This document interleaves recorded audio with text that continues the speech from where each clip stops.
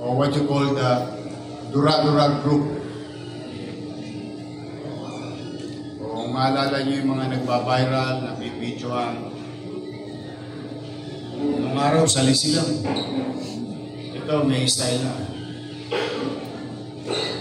Sabi, may dura ka, kasi PD ka, tapos sasalisi lang. Ito yung grupo, hindi lang po isa. Halos buong grupo to. Rest assured to our people in the city of Manila, in our own little way,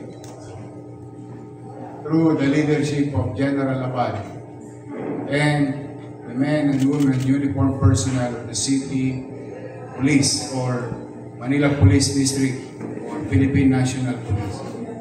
We'll do our best. If we can prevent them, I think, pang gold medal.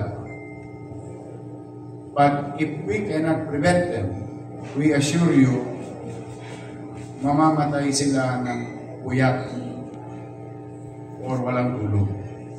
Yun ay kamamatay nila. Dahil hindi po kami titigil hanggat hindi sila napasa sa ilalim o napapapanagot